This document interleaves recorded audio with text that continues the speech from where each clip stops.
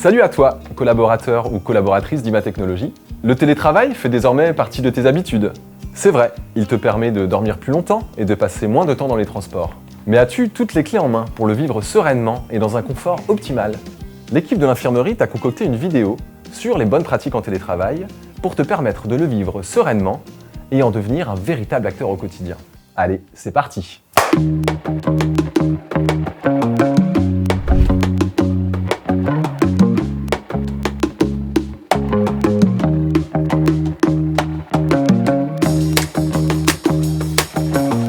Prenons un individu lambda.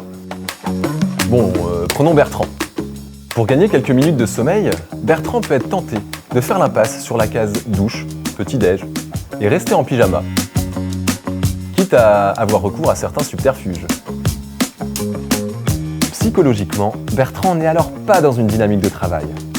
La première bonne pratique consiste donc à instaurer une routine de préparation matinale qui te convient et qui inclut toilette, habillage, petit déjeuner ou à minima une boisson, et vois s'il ne te fait pas du bien de prendre l'air ou faire un peu de sport avant de commencer ta journée.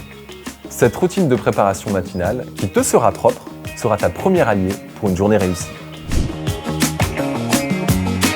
Après une nuit de sommeil, Bertrand peut avoir les muscles engourdis et manquer de souplesse pour bien démarrer la journée. C'est probablement pareil pour toi. Dans ta routine de préparation matinale, il peut être très bénéfique d'insérer quelques exercices d'étirement. Allonger ta colonne vertébrale, étirer tes muscles latéraux, réveiller ton pouls,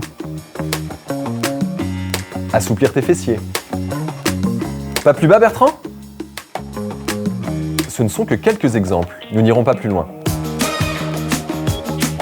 Mais retiens bien qu'ainsi, le réveil de ton corps participera d'un réveil qualitatif de ton esprit.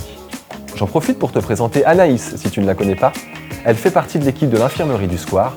Nous allons y revenir.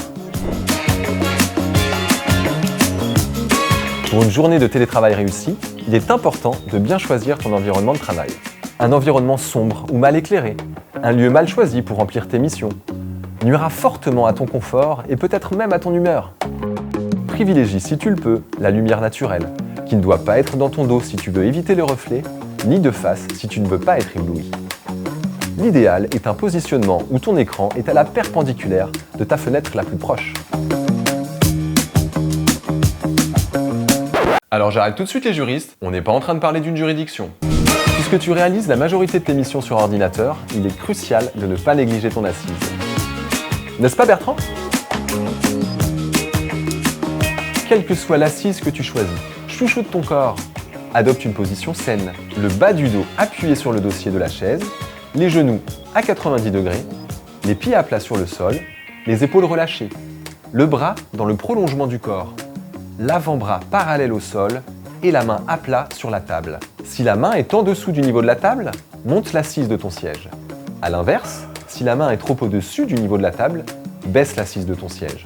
La tête droite et le haut de l'écran à hauteur des yeux si tu es sur un poste fixe, sinon, convenablement incliné si tu es sur un portable.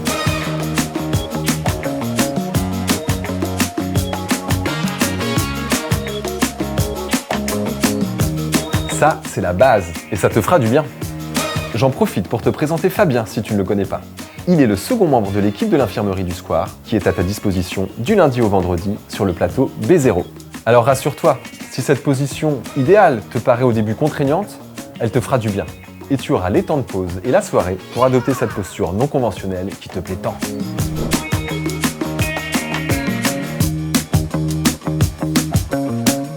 Même si tu t'es levé du pied gauche, même si tu es bougon, probablement parce que tu n'as pas fait ta routine de préparation matinale, ne reste pas dans ta bulle et tu vivras bien mieux ta journée.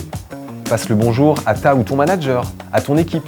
Organise dès le début de ta journée les échanges nécessaires avec tes collègues. Prends et donne de tes nouvelles et n'oublie pas de soigner ta posture et ton relationnel, même à distance. Bref, reste en contact. Alors j'arrête tout de suite les techniciens auto, on n'est pas en train de parler d'une clé à molette, mais de l'art de bien communiquer à distance en utilisant à bon escient les outils collaboratifs. Tu peux remplacer l'email par Teams pour partager des pièces jointes, travailler à plusieurs ou encore partager les actualités de l'équipe. Utilise les statuts de disponibilité pour ne pas laisser les messages absorber tout ton temps. Si ton message fait plus de 4 lignes, n'hésite pas à appeler ton interlocuteur. Utilise Yammer comme un réseau social interne qui te permet d'échanger avec ton équipe sur vos bonnes pratiques et vos actualités, et de te tenir informé sur les communications officielles d'IMA Technologies.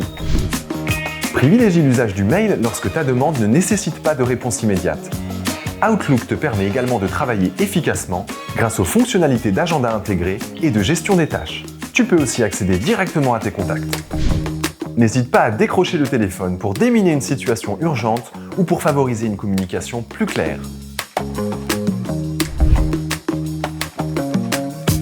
Parfois, dans une journée de travail, les sollicitations peuvent être...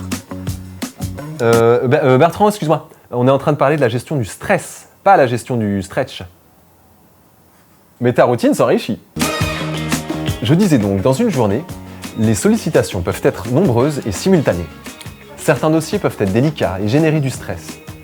Quand cela t'arrive, et après l'éventuelle gestion de l'urgence, ferme les yeux, porte ton attention sur ta respiration. Inspire et souffle profondément pour faire descendre ton rythme cardiaque. Tout cela participera à te détendre. Ça fait du bien, non ?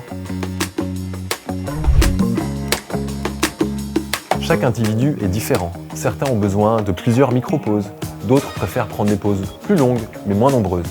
Identifie à quelle catégorie tu appartiens et ne les néglige pas.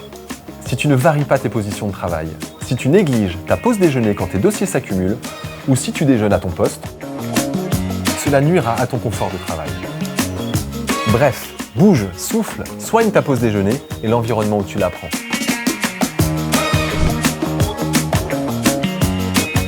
Enfin, pour ton confort de vie, avec un S, il est important d'instaurer une frontière entre ta vie professionnelle et ta vie personnelle.